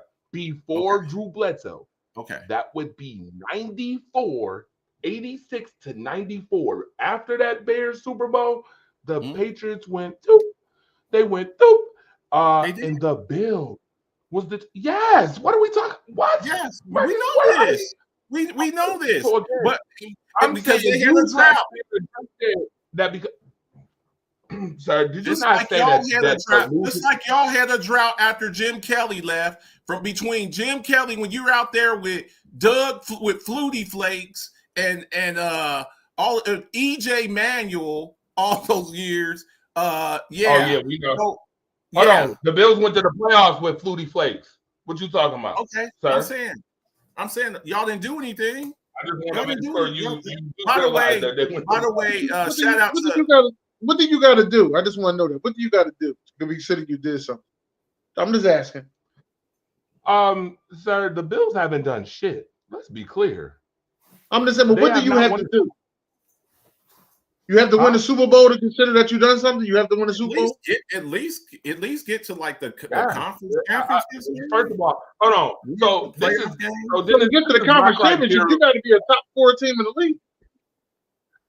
Dennis, no. See, you let Marcus do this. He do this once a show. He is not slick. Mr. Dallas Cowboys himself, who ain't did shit in 30 years, talking about somebody else's team and what they done did. Sir, last I checked, and this is just the criteria for the Bills have to win a Super Bowl. They lost 4 Super Bowls in a row, sir. Nobody has ever done that. So we don't win it. The criteria is not. No, y'all say that a lot too. Nobody has ever done that. Like that's an accomplishment or some shit. But I mean, I give it. Hold on, no. Dennis, listen. Hold on. Hey, Marcus. Hey, Marcus. Now, wait a minute. Hold on. Come on, Dre. Hey, Marcus. How many times have we heard with the 4 Super Bowls in a row? Nobody has ever done that. Like, yeah. How many times have we heard that, Marcus? Let's be honest. Watch this. Let's be clear. Listen to the verbiage in the way I'm saying it, though. I'm not saying that as a good thing. I'm saying that as a bad thing. So when you've been to the Super Bowl 4 times in a row, who nobody's ever done that, and you've lost all 4, sir, you can no longer talk to me about, oh, well, we made it to the AFC Championship game. Oh, but we made it to the divisional round. No, you have to win a Super Bowl, which is exactly how the Bills are regarded now. The Bills cannot sit up here and talk about, oh, well, we made it to the AFC Championship. You lost to the Chiefs 4 straight times. Have you ever met another team that's lost to the same team 4 times in a tender to the same team 4 times in the playoffs? Name one. Go ahead and name me a team, Dennis. You can't. Don't even stress yourself. Exactly. So my point is they have to win a Super Bowl. That's my whole point. So no, the Bills haven't done shit. When I say it, I mean it. I'm not a bit. See, I be trying to tell y'all, I'm legit when it comes to the Bills. They haven't done shit. And the fact that you had a shitty division makes it even worse. Because you get 6 games, easy free hand, because you own the Dolphins. I mean, you struggle here and there with the Jets, and you struggle here and there with the Patriots, but ultimately, you pretty much own the division. And not in 1 era, but in 2. So yes, no, you got to win a Super Bowl. Don't let Marcus the Alphabet fool you on this whole Buffalo pom-pom. Ignore him. Please ignore him. Listen, I will apologize for him. he needs a little prayer here and there. It's okay. He needs a little prayer here and there. Don't apologize. Don't apologize to me. Apologize to that. Apologize for wearing that damn scarf. Apologize for that. I'm definitely not, and I never will. Nope. I won't be apologizing for that. No. But nevertheless, seriously though, you know what it is. Monday Night Madness right here. I got Dennis Holmes, the Ignorant Thinking Podcast guy, Talk Your Ways Tuesday guy. Phenomenal doing this thing. We appreciate all the people that's doing their thing with the sports. Man, Jay Bailey, like I said earlier, shout out to him. Shout out to Ian Rakelli earlier for the show. Phenomenal show. Marcus the Alphabet, season 6. We love that too. Damn, it's already 12 o'clock, Marcus. It is already freaking. Yeah, and get your coffee talk. They know what it is. They know what it is, man. They know what it is. That's why they tune in, man. By the way,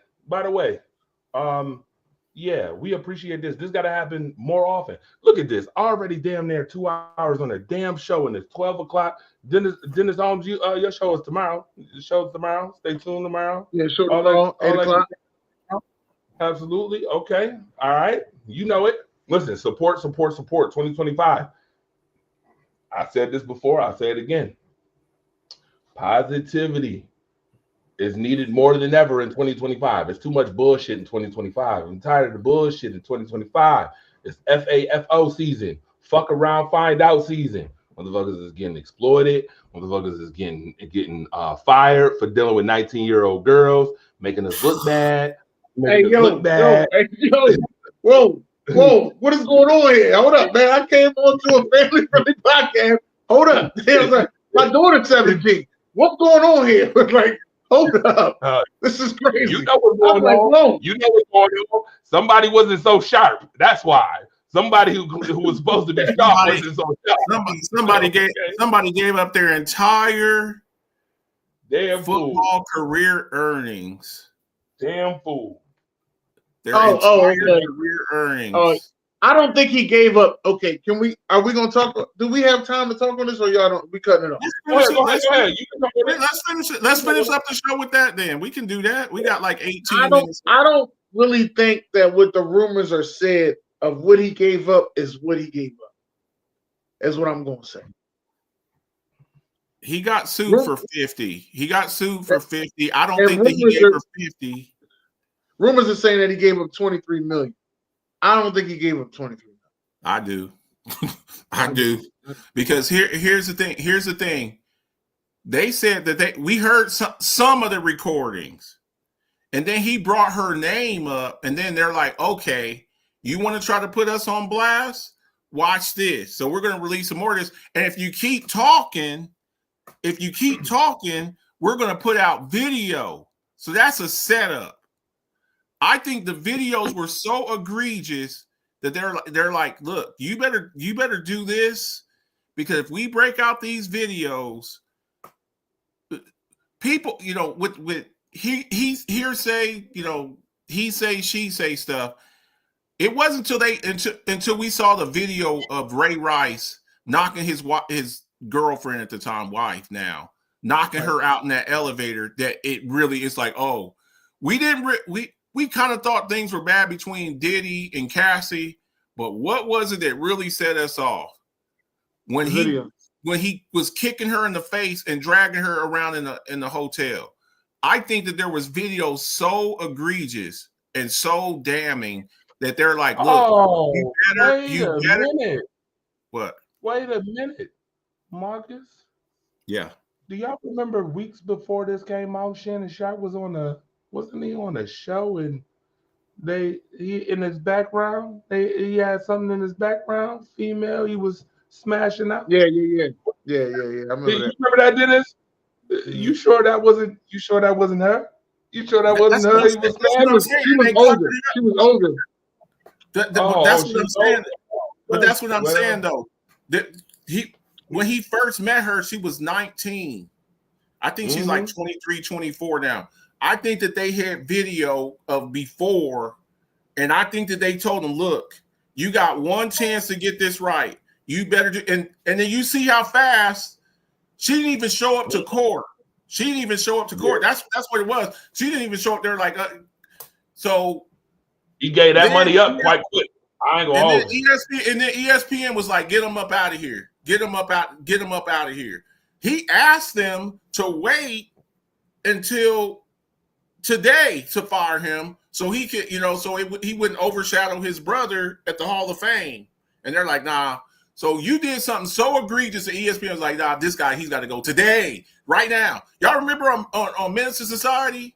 Whenever he kicked that dude in the face, the girl he got pregnant or whatever, and the guy came over, the cousin came over, and it's like, you disrespected my cousin and blah blah blah blah blah, and he stomped him out, and then he went in and Grandpa's like, you cannot be in my home for one more night. Not one. I cannot have you in my home for one more. That's what ESPN said to say. I cannot have you here for one more day. We suspended you, but some stuff came to light that they were like, you cannot be here. Like, well, it don't have to be some stuff coming to light. With ESPN, they owned by Disney. So any bad publicity, you're out of here. Donald Duck. Well, any bad publicity, you're out of here. Just like remember Michael Irvin, he's on video walking past the lady. He ain't even really touch her. Yeah.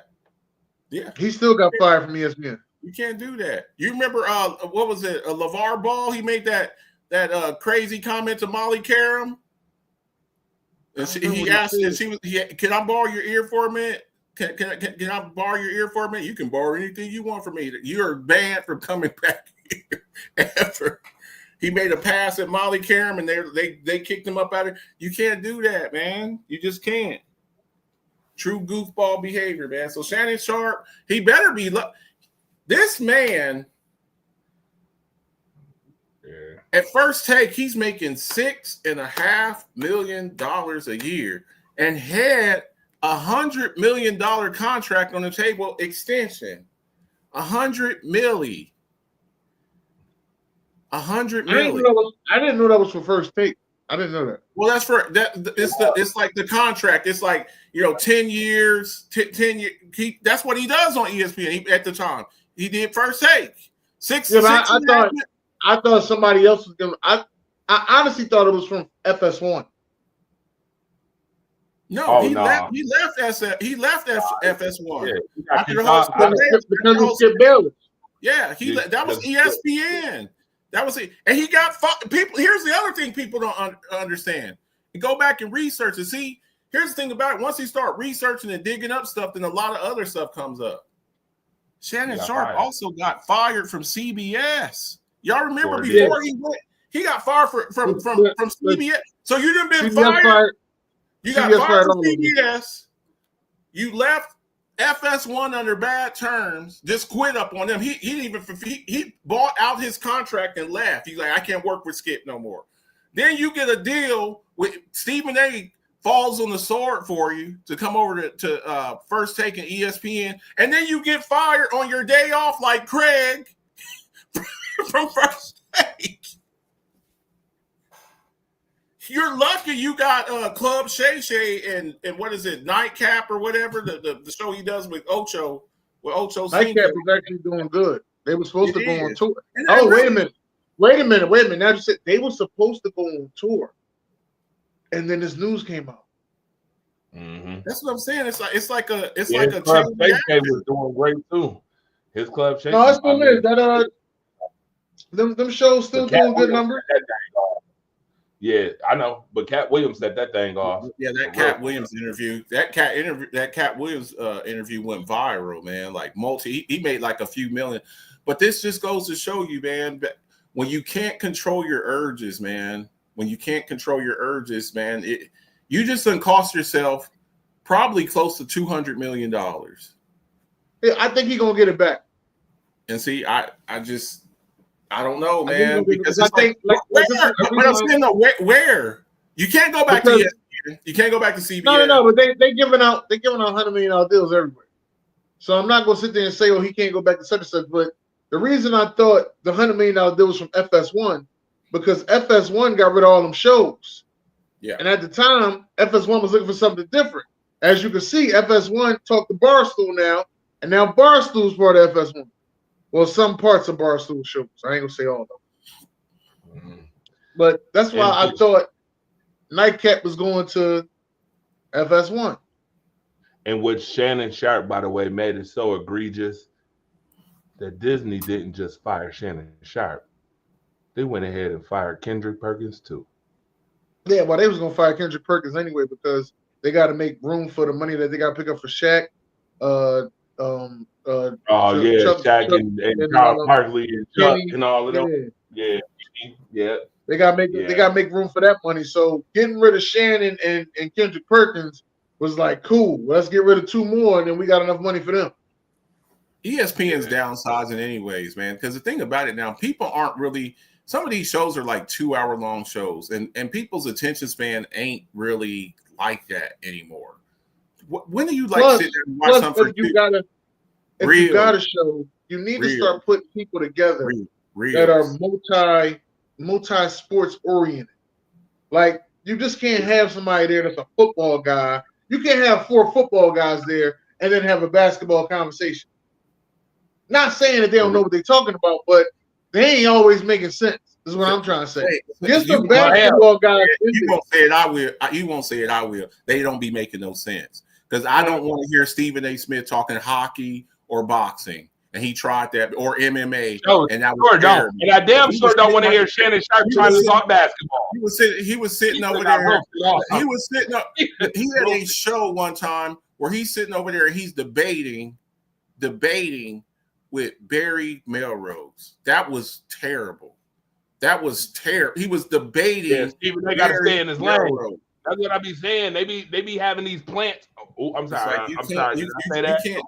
My bad. Oh no, he didn't say that out loud. And then when he would try to debate boxing with Max Keller, he would be trying to debate boxing with Max Kellerman, man. He was trying to debate boxing with Max Kellerman. Like, stop it. He got to stay in his lane too. Basketball is his lane. Football, he all right with football, but that ain't even really Stephen A's lane. Stephen A's lane is basketball. That's his lane. With football, and that's why I be getting on people. I'm just saying when people be having 3 or 4 different football teams, and it's like they be hopping on. I'm from New York, so when the Giants are winning with Eli and them, I'm a Giants fan, but I'm a Steelers fan. But but Aaron Rodgers is a bad man. It's like, dude, like you're jumping all over the place. So it's like, no, bro, like you do that. Marcus, you gotta stay off them people. Stay off them people. Let them people do what they want to do. You know they're gonna do what they want to do. You talk about an accident waiting to happen. You want to know what an accident waiting to happen is? You're a New York Knicks. You're a New York Knicks. That's what's the accident waiting to happen. You from New York. Stephen A. Smith, the accident waiting to happen ain't the Cowboys, it's the New York Knicks. New York Knicks ain't won an NBA championship since the 70s when Walt Clyde Frazier was there. You talking about an accident waiting to happen? You love it. Dennis, do you love how Marcus just flipped that on his ear? He just flipped that so smooth. Well, he been wanting to, you could tell he been wanting to say that for a while. Like, yes, he's been wanting to say that for a while. You can feel it. Let it go. I just let it go. I felt it. Let it go. Hey, Dennis, they have enough devotional service for him to get that off his chest. He had I ain't gonna lie to you. He got a lot of coffee talk, but that was the first time he just like got that off. Right? He got to do that on coffee talk when I listen to him in the morning when I'm at work. See, I can't always comment because I'm at work. But he got to get that off in the morning, man. That coffee talk. I love that coffee talk, man. Yes, sir. And I don't know who making the reels for you, but keep doing it. That's all I'm going to say. I don't know who making them for you. Shout out to Dwayne Woodley, man. Actually, you and Dwayne are the one. You know, me and Mona used to do Alphabet's Bits. Right. It's just that Alphabet's Bits was a lot of work. I mean, it was like a 3-minute video, but that shit was like 6 hours of work, man. It was because I have to rehearse my lines, and then Mona would put the videos. I mean, it was like a lot of work, you know. Yeah. So y'all over there doing perfect editing. I ain't doing all that. When I say something, it's posted. That's how it is. When I say something, it's posted. Yeah, as you can see, when I say it's posted, and then I'm posting it every day, and that's how it is. Yeah, so it's just trying to expand out, man. But we're right at 2 hours, man. Yeah, time to go. Time to go. Got to go, man. Dennis, tell them where they can find you at, man, and what's up. Tell them what's up. You can find me on every social media platform under Ignorant Thinker Podcast. I'm on Twitch, TikTok. I am on Twitter. No, it's not called that. It's called X and YouTube, and I'm also on Instagram and Facebook as well. Just let you know there's no excuses for that. You can't find. You just ain't looking. That's just what it is. For sure. Y'all know where y'all can find me, man. Between 11 and 11:30, Mondays through Thursday, Alphabet Football Show, Coffee Talk, where we talk a little bit of football, a little bit of life. Me and Mona, we're back. Make sure you tune in Friday night, 10 o'clock Eastern Standard Time, Alphabet's Football Show. Last week, Torch, he came on. We did the South. We're breaking down 4-part series, two divisions per week. Last week was the South. This week is the West.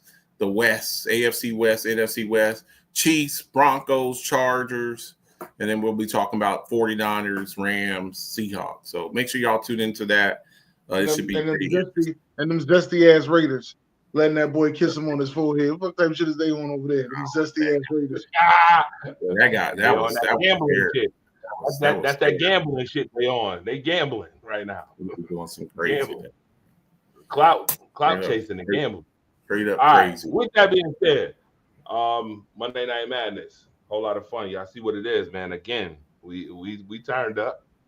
I don't think we turned up to the max though, but we turned up nevertheless, man. I didn't even have to break. I didn't even have to break out my peach crown tonight.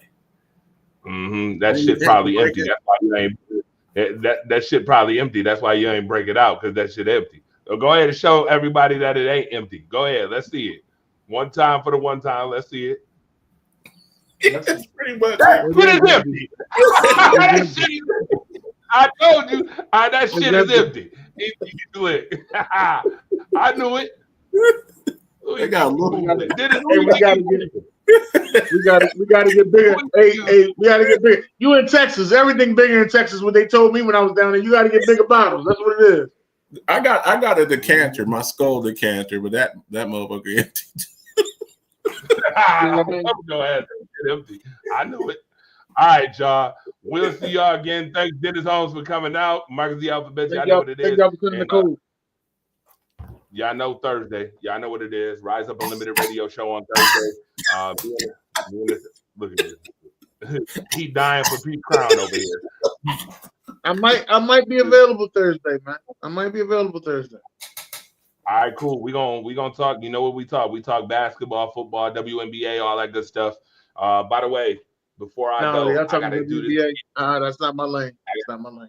I gotta do this again. One more time. Respect to the New York Liberty and the WNBA for giving us the credentials and access. We appreciate it. Access. Thank you. Up? Championship shit. All right. Moving on. See y'all Thursday. Peace.